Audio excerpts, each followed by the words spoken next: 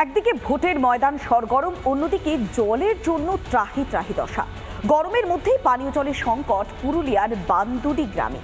নলকূপ থাকলেও তা রীতিমতো অকেজো হয়ে পড়ে রয়েছে। বাধ্য হয়ে দূর দূরান্ত থেকে নদীর জল খুঁড়ে আনতে হচ্ছে পানীয় জল। দিনের পর দিন এই সংকটের মধ্যে রয়েছেন বাসিন্দারা। আর সেই নদী থেকে জল যখন তারা আনছেন, সেই জল পান করে অসুস্থ হয়ে পড়ছেন গ্রামবাসীরা। দিনের পর দিন পানীয় জলের সংকটে জেরবার তাদের দশা।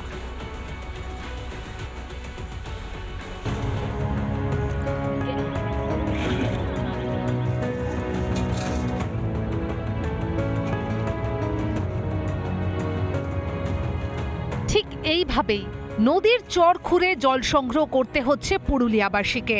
হ্যাঁ, এই জলই পান করছেন আরশা ব্লকের বান্দুডি গ্রামের বাসিন্দারা। তীব্র গরমে খারাপ হয়ে পড়ে আছে গ্রামের নলকূপ। বাধ্য হয়ে হাঁড়ি কলসি মাথায় নিয়ে পায়ে হেঁটে যেতে হচ্ছে বহুদূর।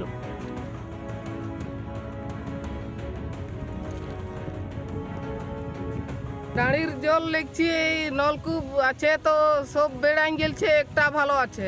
হ্যাঁ, বান্দর নদীর মধ্যে এইটা গেলছে তো ওথায়।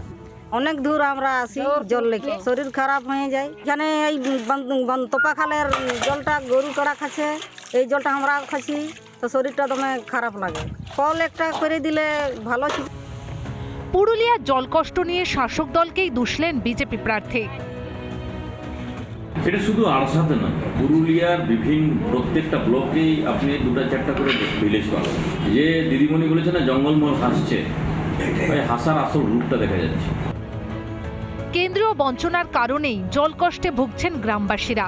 পাল্টা অজুহাত পুরুলিয়ার তৃণমূল প্রার্থীর। আর্থিক সীমাবদ্ধতার কারণে রাজ্য সরকার করার ইচ্ছে আছে, কিন্তু রাজ্য সরকার অনেক ক্ষেত্রে আর্থিক সীমাবদ্ধতার কারণে হয়তো করতে পারছে না। ভোট আসে, ভোট যায়, হয় না জল সংকটের স্থায়ী সমাধান। ভোটের আগে যে তিমিরে পড়ে আছেন পুরুলিয়াবাসী, ভোটের পরেও কি সেই তিমিরেই পড়ে থাকতে হবে খেটে খাও মানুষদের? পুরুলিয়া থেকে অরবিন্দ মাহাতোর রিপোর্ট, রিপাবলিক বাংলা। আগামী 13ই মে রয়েছে চতুর্থ দফা নির্বাচন। ভোটের লাইনে দাঁড়াবে বর্ধমান দুর্গাপুরও। চলছে জোর কদমে নির্বাচনী প্রচার। আর সেই নির্বাচনী প্রচারে বাধা পেয়ে রীতিমতো পুলিশ প্রশাসনকে এক হাত নিয়েছেন দিলীপ ঘোষ। দিলীপের নিশানা থেকে বাদ গেলেন না খোদ তৃণমূল সুপ্রিম। ভোট যত এগোচ্ছে ততই অশান্তি ছড়াচ্ছে বর্ধমান দুর্গাপুরে। বুধবার রাতে দিলীপ ঘোষের রোড শোতে বাধা দেয় পুলিশ, আর তারপর থেকেই চোটে লাল দিলীপ ঘোষ। এদিন বর্ধমানে চা চক্রে আইসির সম্পর্কে অভিযোগ কানে আসতেই কড়া আক্রমণ করলেন দিলীপ ঘোষ। প্রচার করছেন কেন? পুলিশের পারমিশন নেই। কালকে বলছে কে বলছে? আইসি। ওর বাপের জমিদার নাকি? জুতিয়ে লম্বা করবো ওকে। আইসি হচ্ছে সালা, কাপড় খুলে দেবো চোর রাস্তায় নিয়ে। এরপরে দিলীপ ঘোষ 5 বছর থাকবে, ঘর থেকে বেরোতে দেবো না ওকে। দিলীপ ঘোষকে পাল্টা নিশানা করেছেন দেবু টুডু। ভোটে হারবেন দিলীপ ঘোষ, এমনটাই দাবি করছে তৃণমূল কংগ্রেস। পুলিশকে গালাগালি দিয়েছে, উনি জবাব পাবেন আগামী নির্বাচনে। তার জামানত জব্দ হবে। যত উনি গালাগাল দেবেন তত ওর ভোট কমবে এবং জামানত জব্দ হওয়ার অপেক্ষায়। বৃহস্পতিবার মন্তেশ্বরের পিপলন এলাকায় বিজেপি কর্মীদের সম্মেলনে যান বর্ধমান দুর্গাপুরের বিজেপি প্রার্থী দিলীপ ঘোষ। সেখান থেকেই মমতা বন্দ্যোপাধ্যায়কে সরাসরি নিশানা করেন বিজেপির প্রার্থী। 3 জন মুখ্যমন্ত্রী, লালু প্রসাদ জেলে আছেন, কেজরিওয়াল জেলে আছে, আর ঝাড়খণ্ডের সরেন জেলে আছে। আমাদের দিদিমণি যদি যান কি অসুবিধা? যেতেই পারেন। ওরা তো অল্প অল্প খেয়েছিল, এ তো খেয়ে ঢাক করে দিয়েছে একদম। লক্ষ লক্ষ কোটি টাকা।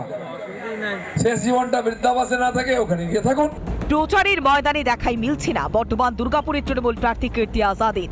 অন্যদিকে প্রতিদিন প্রচারের ময়দানে ঝড় তুলছেন দিলীপ, আর তাতেই কি গাত্রদাহ হচ্ছে শাসকের? তাই বিজেপিকে আটকানোর কি মরিয়ার চেষ্টা চলছে? পূর্ব বর্ধমান থেকে সন্তোষ দাসের রিপোর্ট, রিপাবলিক বাংলা। সত্যি তো সামনে নির্বাচন, আর তাই জোর কদমে চলছে নির্বাচনী প্রচার। আর এবার নির্বাচনী প্রচারে রীতিমতো ঝড় তুলেছে আইএসএফ। আর এবার সভা মঞ্চ থেকে শাসক দলকে নিশানা করলেন নওশাদ সিদ্দিকী। একযোগে পুলিশ এবং তৃণমূল কংগ্রেসের বিধায়ক শওকত মোল্লাকে রীতিমতো চাচা ছোলা ভাষায় আক্রমণ করেছেন নওশাদ। আর বেশি দিন বাকি নাই শওকত মোল্লার বাইরের ভাত খাওয়া, জেলের ভাত খুব তাড়াতাড়ি খাচ্ছে। ভাঙড়ের নির্বাচনী সভা থেকে এবার শওকত মোল্লাকে নিশানা নওশাদ সিদ্দিকী। বুধবার যাদবপুর লোকসভা কেন্দ্রের আইএসএফ এর প্রার্থী নূর আলম খানের সমর্থনে সভা করেন ভাঙড়ের বিধায়ক নওশাদ সিদ্দিকী। আর সেখান থেকে পুলিশ ও তৃণমূল বিধায়ককে একসঙ্গে নিশানা করেন নওশাদ সিদ্দিকী। আমাদের ছেলেদের উপরে আক্রমণ করলো ব্যবসাতে, আমাদের ছেলেদেরকে ডিস্টার্ব করছে যে পুলিশ প্রশাসনের লোকেরা। আমি সম্মান জানিয়ে বলছি, আর বেশি দিন বাকি নাই শওকত মোল্লার বাইরের ভাত খাওয়া, জেলের ভাত খুব তাড়াতাড়ি খাচ্ছে। চাটুকারিতা বন্ধ করুন, এই চাটুকারিতাটা বন্ধ করুন।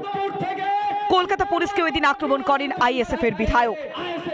আপনাদের কাছ থেকে অনেক আশা করেছিলাম, যখন চারিদিকে বলছিল ক্যালকাটা পুলিশ হবে, ক্যালকাটা পুলিশ হবে, আমি বলেছিলাম অবশ্যই হওয়া দরকার। কিন্তু এই ক্যালকাটা পুলিশ দেখছি লোকের বাড়ি গিয়ে তোলা তুলছে, এটা তো ক্যালকাটা পুলিশের পরিচয় নয়।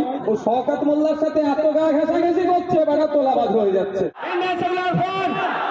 নওশাদের পায়ের তলা থেকে মাটি সরে যাচ্ছে, সেটা বুঝতে পেরেই নওশাদ ভুলভাল মন্তব্য করছেন।